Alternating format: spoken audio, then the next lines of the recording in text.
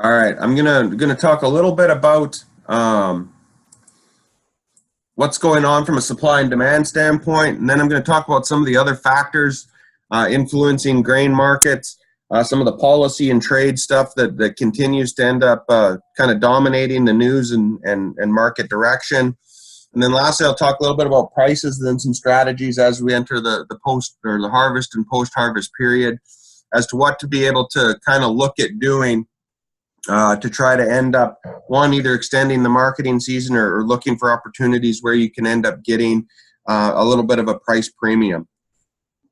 So first of all, I'm not going to spend a ton of time on supply and demand, but I do want to provide a little snapshot because there was a big update that was provided 2 weeks ago when the USDA released their first, real estimate of yields for this year, or field level survey estimates of yields. Before that, they were using an adjusted trend line. And obviously, if you watch the markets on that Friday, we've seen a dramatic decrease in prices pretty much across the board. So if you look at soybeans, and if you look at the 2018-19 column, so the second column from the right, if you look at where they have yield projected at, it's at 51.6 bushels per acre. It's not quite an all-time record. The record was back in 2016 when they had 52.1. But there are some challenging things from just a straight supply and demand standpoint when you look at soybean markets right now. If you look at where we have production estimated at, given the higher acreage and the combined yield, we are looking at having record production of 4.5 or almost 4.6 billion bushels in the U.S. The other one that is always important to point out when we're dealing with soybeans, because roughly half of our crop goes to foreign markets, is that the USDA has exports actually coming down, and that's not really a huge surprise, but it's only a 50 million bushel decline in what their estimated exports are from the previous year, and only about 100 million bushels from the high back in 2016, 2017. And if you listened to the news, obviously with the disruption in China, you could make a pretty strong argument that we could see a bigger decrease than 50 million bushels if these tariffs remain in effect, and depending on what happens with the South American crop. So again, I think that might be a little on the optimistic side. The most problematic number that they released a couple Fridays ago there was that U.S. ending stocks of 785 million bushels. And you can see where U.S. stocks have been from 2014 to 2018-19 estimate. And then this last column is the year-over-year change. Well, increasing those stocks 355 million bushels while only decreasing exports by about 50 million bushels throws up some pretty big red flags in terms of how much we're looking at carrying over into the next marketing year. So that's one that really, kind of precipitated the 40-cent drop that we've seen in the markets the day this report was released. In terms of season average prices, there's a wide range there, which we would expect given a lot of the trade uncertainty that is out there. Now, it's not all doom and gloom in soybeans. There is still fantastically strong demand. And I kind of broke it down into consumption between the rest of the world and China. And obviously, China is the largest importer of soybeans. We'll talk about their imports in a little bit. But one of the things that I do want to highlight is that growth. And so if you look at China, on average, over the last 12 years, they've increased soybean crushing or domestic use by 212 million bushels per year.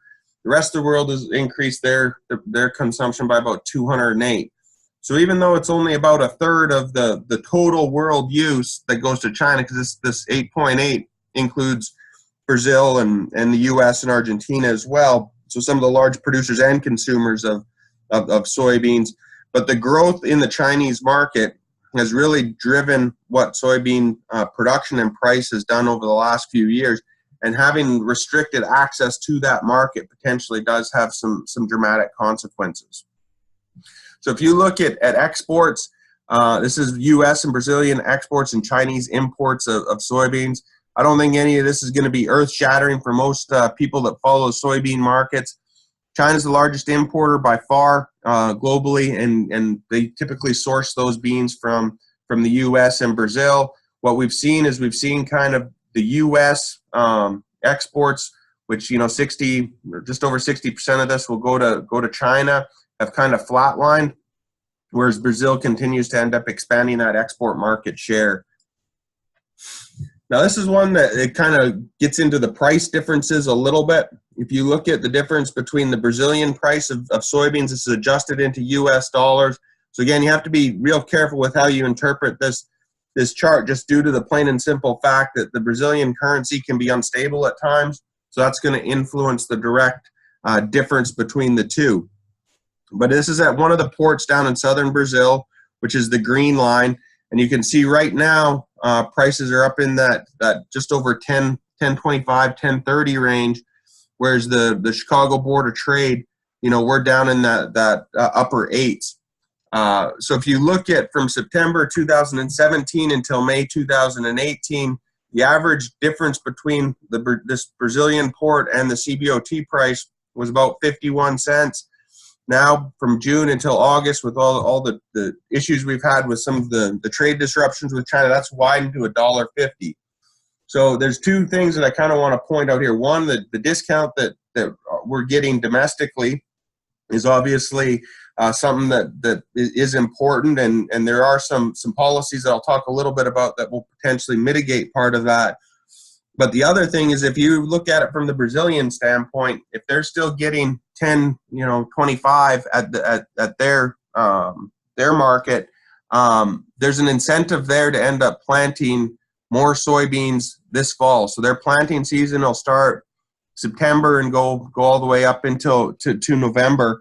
So again, that's something where if they still have that price incentive, they can end up producing or getting more acreage in there. And then if they have a good growing season, again, it will end up feeding into grabbing more of that Chinese market share the longer we have these tariffs that are in place. If we switch it up to corn is a real interesting one right now. I felt more optimistic about the corn market before they came out with their estimated average yield of 178.4, which would be an all-time record. But there still is some very positives in terms of fundamentals with corn. And the two that I really want to point out is, even with that 178.4 bushel average national yield and the 81.8 million harvested acres, we're still looking at having U.S. ending stocks decrease by about 340 million bushels and foreign stocks decreasing by about 1.1 billion bushels. So you're talking about a 1.5 billion bushel decrease in global corn stocks. Now, the big question is, will we get access to markets? We'll just take a quick look at it. We've seen that these stocks have started coming down. Consumption is reasonably consistent. We get it increasing over time. Yes, there are blips on the screen, but as you can see, the red line has a pretty consistent slope, indicating that we've got continued consumption or supply. Oops. Now, if you look at it, this is one of the reasons why we haven't seen as big of an increase in domestic corn prices. One, yes, we have the record yield, so we do have a substantial amount that we have to put through our U.S. terminals. But if you look at this is stocks, world stocks, and then the percentage of those stocks held within the U.S.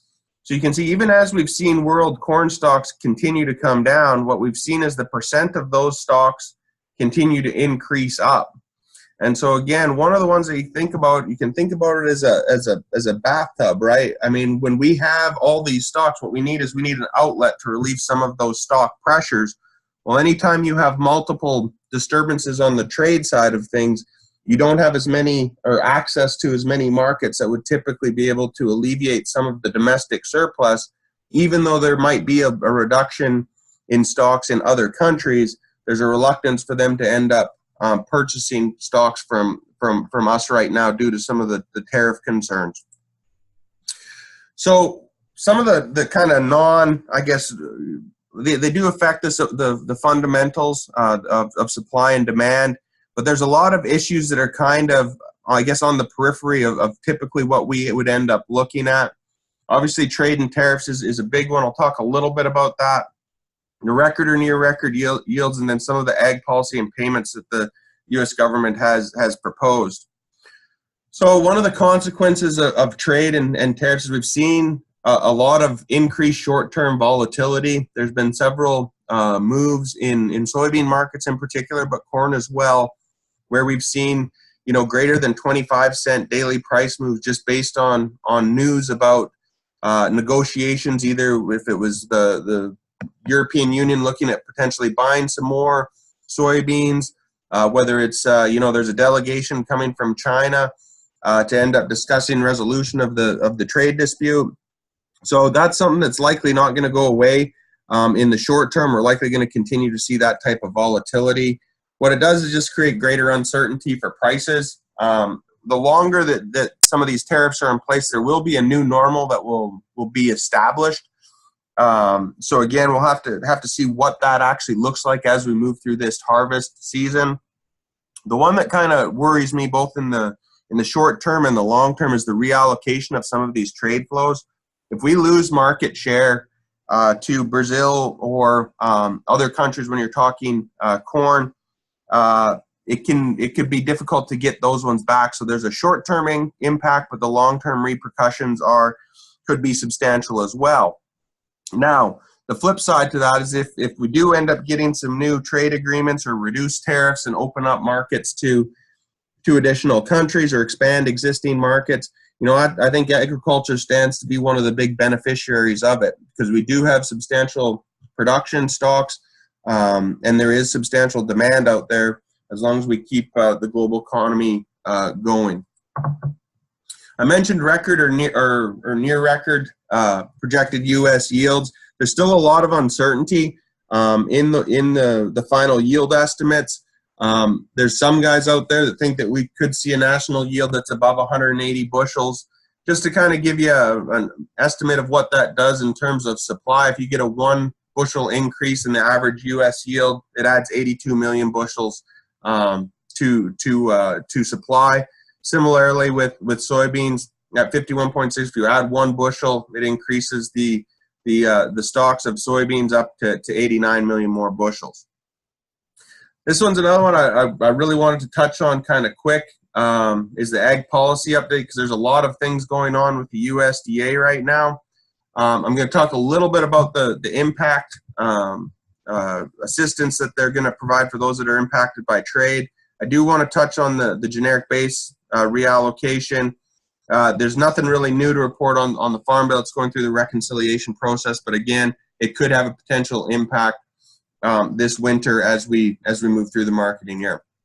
So the first one, this is that $12 billion package that the Secretary of Agriculture announced. Details are still lacking on these programs, but there's 3 different programs that have been authorized. The first one is the Market Facilitation Program. This one, for lack of better terms, is going to be some sort of direct payment to producers. I've been told that it's going to be based on production. So one thing that I would strongly advise people is to make sure that you're keeping very strong production records. They're going to move on this reasonably quickly. It sounds like they're going to try to get some more details out this Friday as to exactly how they're going to do the payments. They indicated that most of the payments will end up going to soybeans, but these are the other commodities that are eligible, including corn, sorghum, wheat, cotton, dairy, and hogs, that are eligible to potentially get payments that mitigate the impact of these trade retaliatory tariffs. The other program that's announced, this is more, I guess, in Tennessee, going to affect our meats rather than our row crops, or has the potential to at least. But they're looking at purchasing surpluses of these commodities and then redistribute them through the nutrition program. In terms of the total $12 billion, it's going to be about $7 or $8 billion that's going to be attributed to the Market Facilitation Program.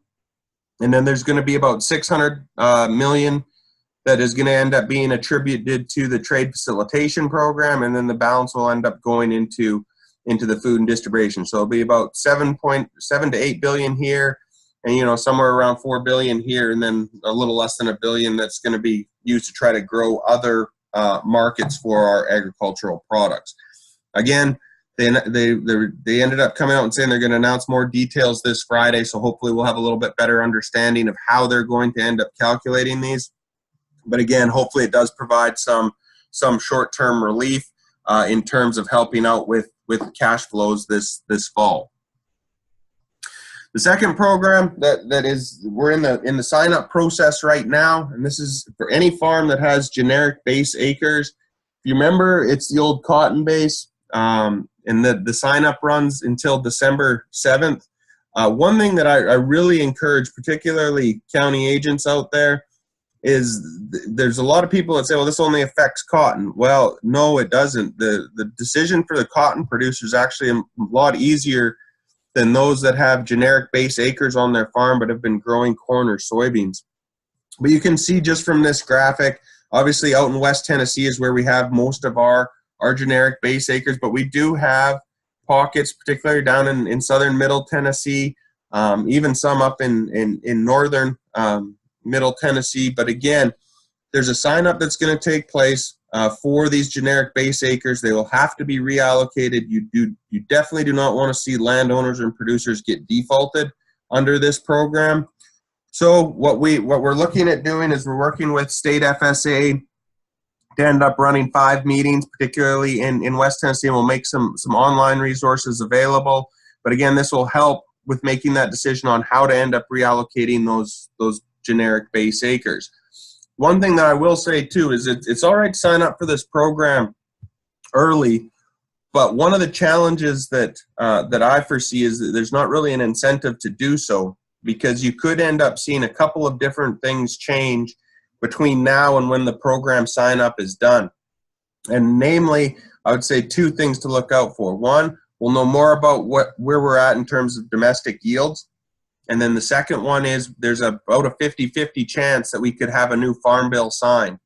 And even though the sign up for this is for only 1 year, the generic base reallocation could have multi-year effects under this next farm bill. So again, I'm fine with producers and landowners signing up for this early, but you definitely need to keep an ear to the ground as to if there's changes that do come down the pipe to be able to go and capitalize on those before December 7th. Now getting to prices, I want to talk real quick about where prices have been and where they might potentially be going. This is the November soybean contract from February until this morning. You can see we had that big decrease from the end of May down into June, where we've seen prices come down from 10.60 to 8.26. It's a $2.34 decline. What we've seen is prices kind of bounce back up. It's still hovering around that $9 range, and we've seen that tremendous volatility I was talking about. You look at some of these days, these are 40-cent price swings, a lot of 20 to 30-cent price swings in a day. Green bars are positive days. The red bars are days where prices decline. So I see that volatility continuing. As we move through the harvest season, it's likely that we'll kind of move flat. I wouldn't rule out a test of the current low if we do end up seeing yields creep up or an escalation in trade disruptions. So again, I think we'll kind of see things move kind of reasonably flat, trading kind of between 9.25, maybe getting back down close to 8.50, depending on how some of these numbers come out and how trade ends up continuing. And then as we move out of the harvest season, I would expect that we will see a seasonal appreciation. One of the big unknowns where we could end up seeing some upside movement, there's a lot of speculation that China will re-enter purchasing the U.S. soybeans. The question is when. I think a lot of that is going to really depend on how things progress in South America. It's one of those ones where they're going to try to push it back further and further and further. But if there are any types of moderate disruptions in the South American production season, it will force China's hand to come back and purchase, even with the tariffs on there, where you could see a snapback or an increase in prices. So again, one of the ones that's important in my opinion is if you look at being able to extending the marketing interval, if you have the capacity to do it through storage, or there's some other mechanisms that you can end up looking at using. On the right-hand side here, what we have is we have the different contracts. So as you move out further, we have higher prices. But even if you look out into January at $8.94, March at $9.05, there's a bit of a carry, but it's not a massive one that we have seen. Moving to corn, we've seen a similar price decline. It was about 80 cents, and then it's kind of bounced back up, recouped some of that, and it's moved sideways. Again, given where things are from a global standpoint, I have more confidence that corn will set it, or has set its bottom, and that we'll be able to see some higher prices this winter than I do in soybeans. And a lot of that is just due to the tremendous amount of uncertainty in soybeans. Corn, yes, there's uncertainty, but China's not as big of a player in corn. I honestly think that we'll have something settled with the North American Free Trade Agreement, or NAFTA, which I think will end up helping support corn as well. And you can see there are some opportunities potentially, maybe if you wanted to end up looking at selling the cash crop and then either buying a futures contract or looking at call options in terms of being able to take advantage of an appreciation in prices. So just kind of a price summary. The volatility is likely to persist. We're likely going to see some more highs and lows. Fundamentally, corn is in a better position for higher prices than soybeans. A lot of that is to do with the global picture. Short term, if we do see some increases in these yields, we will likely see some more price softness. The other one that I think is important, more from a regional standpoint, is we're likely not going to see the early harvest price premiums that we normally do. And a lot of that is just due to the maturity of the crop. For those that were listening earlier, me and Andrew were talking about that. Due to the good weather that we've ended up having, there's going to be a lot more corn that's going to be available, not just from Tennessee, but from other parts of the country earlier on this year.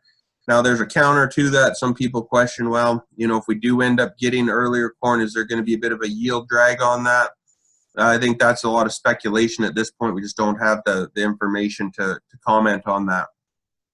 The other thing that I think, and this is particularly important for the harvest period, given where our yields are estimated in Tennessee and throughout the Mid-South here, we are very likely to see a much weaker basis due to the large supplies that are going to have to end up entering the markets.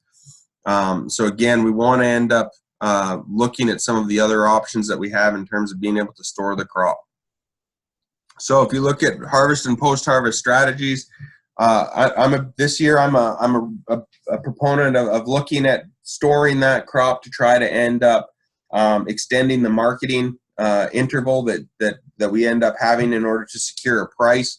One of the things that I always tell people is to make sure you look at the true costs and the risks of each strategy. Obviously, anytime you're storing, you're going to want to make sure that you're maintaining the quality of that product, either putting air on it or the additional cost of drying it down. So you just want to make sure that you're looking at what the true costs of storage are. The other one that's interesting right now, and this is more out in West Tennessee, but there are some deferred pricing contracts that are available. Obviously, out in where they've got the Tyson facilities out near Jackson, they have. I've heard that there's some very beneficial pricing arrangements where there's no monthly charges carrying it into March, and then some really small monthly charges after that. But one thing that you do have to remember, that if you do end up going a deferred pricing contract with any company, is that you do end up having counterparty risk there. So you want to make sure that you know who you're dealing business with, and make sure that the parameters of the contract are clearly defined. Because once you deliver that corn, then you're locked in with that company in terms of establishing that price down the road. So again, you want to make sure that you're taking all those considerations in there. The other one, for those that don't have the ability to store or don't have a deferred pricing contract that is suiting their needs, you can always do cash sales and establish a long position in futures or options markets if you think prices will go up. Again, there's a little bit of risk to that, and again, I do want to emphasize futures and options are not for everybody. They can be a very valuable tool, but some people aren't comfortable using them in their marketing. So again, it is another one where you can end up having some additional options available to you through futures and options markets. Just kind of give you an idea of where the options markets are right now, because I know there are people that are looking at these strategies. This kind of shows the March corn and March soybean options strike prices. So is this left-hand column, and then you have your premiums at about 16 3/4 for a 390 call.